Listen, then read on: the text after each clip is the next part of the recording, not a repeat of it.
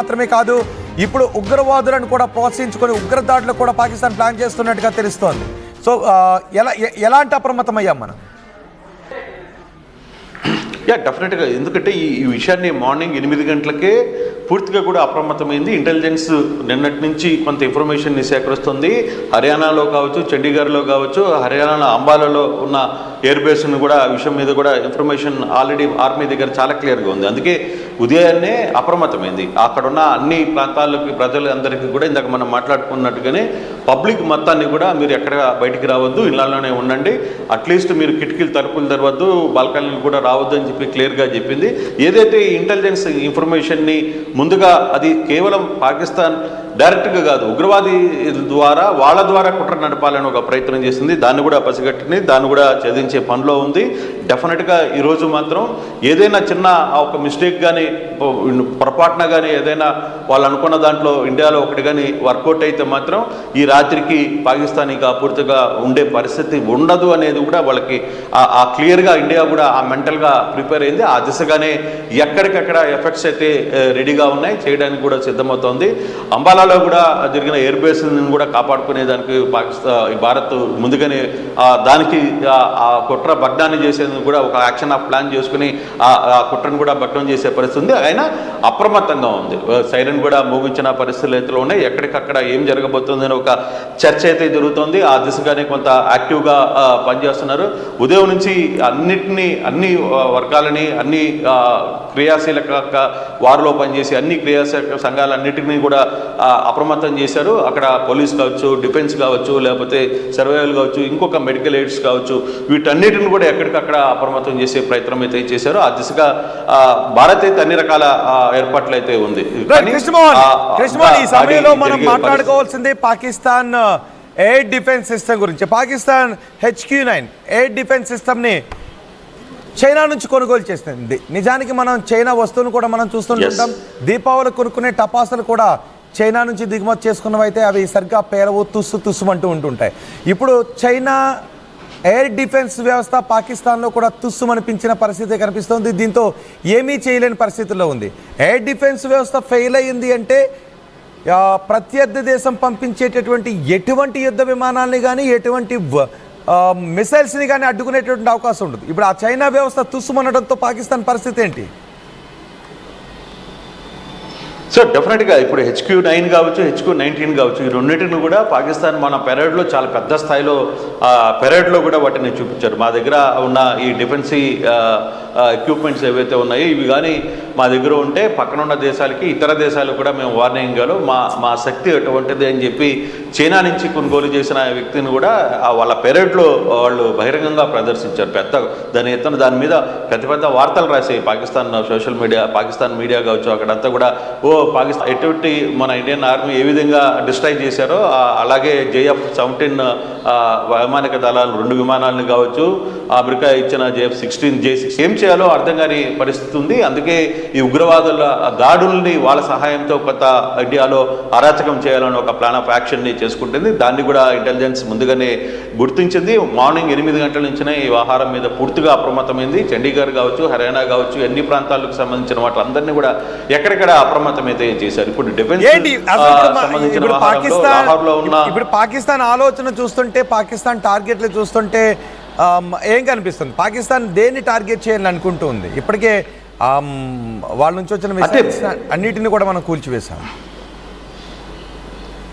అంటే బేసిక్గా ఒకటి రోహిత్, మనకు అర్థమవుతుంది ఏంటంటే పాకిస్తాన్ వార్ మీద ఏమీ చేయలేని పరిస్థితికి వాళ్ళకి అర్థమైపోయింది. ఇక వాళ్ళకున్న ఆప్షన్ కూడా ఏంటంటే ఒకటే, అంటే భారతదేశంలో ఎక్కడో ఒకట కొంత అలజడి సృష్టించాలి, ఒక భయాందోళనకు గురి చేయాలి. సివిలియన్స్ని అటాక్ చేస్తే ఆ ఇంపాక్ట్ కొంత సీరియస్గా ఉంటుంది, మనకి ఆ రాక్షసానందం పొందొచ్చింది. కానీ వాళ్ళు బేసిక్గా యుద్ధం చేయాలనుకోవడం లేదు. భారత సైనికుల్లో కొంత భారత పబ్లిక్ని డిస్టర్బ్ చేయిస్తే అది కొంత వాళ్ళకి ఆ ఆనందం పొందాలంట. ఎందుకంటే మామూలుగా కోటలను బెల్ చేయాలనో, లేకపోతే అమృత్సర్ని అక్కడ ఉన్న దేవాలయాల్ని టార్గెట్ చేసిన పరిస్థితి ఉంది, లేకపోతే కొన్ని పెద్ద పెద్ద పాత కట్టడాలని పేర్చాలి, తర్వాత ఢిల్లీ లాంటి నగరం మీద దాడి చేయాలి, ఇట్లాంటి కొంత దుర్మార్గమైన ఆలోచనల్ని చేస్తోంది. అది కూడా ఏంది, ఉగ్రవాదులని అడ్డం పెట్టుకుని చేసుకోవాలనే ఒక ప్రయత్నంలోకి వాళ్ళు వెళ్ళిపోతున్న పరిస్థితి. సో ఇటువంటి సిచ్యువేషన్ నుంచి భారత్ ఎక్కడికక్కడ అప్రమత్తమైంది. ఇప్పుడు బేసిక్గా మనం ఒకటి కానీ చూసుకుంటే పాకిస్తాన్ డిఫెన్స్ వ్యవస్థ మొత్తం కూడా కొలాప్స్ అయిపోయింది. సో ఆ కొలాప్స్ అయిపోయిన తర్వాత లాహోర్లో ఉన్న దాన్ని పూర్తిగా కూడా నిన్న దాన్ని పూర్తిగా కూడా భగ్నం చేసిన నేపథ్యంలో ఇప్పుడు ఫర్దర్గా జరిగిపోయే యాక్షన్లో సో వాళ్ళకి ఇంకా ఏంటి అదొకటి పోయింది, ఇంకేమన్నా ఉన్నాయా అనేది కూడా భారత్ పసిగడుతోంది. దాని దిశగా ముందుకు వెళ్ళగలమా లేదా, దానికి ఆ డిఫెన్స్ని ఏ విధంగా చేయాలి. అందుకే ఇప్పుడు ఏం చేస్తుంది, నేవీ రంగంలో దిగింది పూర్తిగా. ఇప్పుడు అరేబియన్ సీలోకి దాదాపుగా పోర్టు దగ్గరికి, కరాచీ పోర్టు దగ్గరికి దాదాపుగా ఒక 20 బోట్స్ మిలిటరీ ఇవి ఇప్పుడు నేవీ అక్కడికి బయలుదేరుతున్నాయి. దాదాపుగా ఇంకో 1-2 గంటల్లో అవన్నీ కూడా అక్కడికి చేరుకోబోతున్నాయి. మరోవైపు అక్కడ టర్కీకి సంబంధించిన నౌకను కూడా ధ్వంసం చేయాలని ఒక ప్రయత్నం భారత్ చేస్తున్నట్టుగా అర్థమవుతుంది. ఎందుకంటే 1971 తర్వాత నావీ ఇంత పెద్ద యాక్షన్ ఎప్పుడు చేయలే. ఫస్ట్ టైం ఇంత యాక్షన్కి పూనుకుంది. నిన్న జరిగిన ఐఎన్ఎస్ని రంగంలో కావచ్చు. కృష్ణమోహన్ మీరు కొంచెంసేపు అందుబాటులో ఉండండి. ఇంపార్టెంట్ అప్డేట్ అందుతుంది. పాకిస్తాన్ మధ్య సరిహద్దుల్లో తీవ్ర ఉద్రిక్తత నెలకొని ఉంది. పాకిస్తాన్ ఇండియా సరిహద్దుల్లో పాకిస్తాన్ భారతదేశంలో చొరబాట్లకు ప్రయత్నం చేస్తూ ఉంది. జమ్మూ కాశ్మీర్లో జైషే మహమ్మద్ ఉగ్రవాద సంస్థకు చెందిన ఉగ్రవాదులు చొరబడేందుకు ప్రయత్నం చేశారు. భారత సరిహద్దులోకి వచ్చేందుకు ప్రయత్నం చేసిన జైషే మహమ్మద్ ఉగ్రవాదులను మన బలగాలు అడ్డుకున్నాయి. ఉగ్రవాదులు బిఎస్ఎఫ్ జవాన్ల మధ్య భీకర కాల్పులు చోటు చేసుకున్నాయి. సాంబా సెక్టార్లో చొరబాటుకు ప్రయత్నం చేశారు. బిఎస్ఎఫ్ కాల్పుల్లో 7 చొరబాటుదారులు చనిపోయారు. 7 చొరబాటుదారులను బిఎస్ఎఫ్ జవాన్లు కాల్చి చంపేశారు. వీరు జైషే మహమ్మద్ ఉగ్రవాద సంస్థకు చెందిన సానుభూతి పరులుగా తెలుస్తోంది. జైషే మహమ్మద్కు చెందిన వ్యక్తులుగా తెలుస్తోంది. ఇప్పటికే మసూద్ అజార్ ఉగ్రవాద శిబిరాన్ని కూడా మనం పేల్చేసాం. మసూద్ అజార్ కుటుంబ సభ్యులను కూడా మనం వేసేసాం.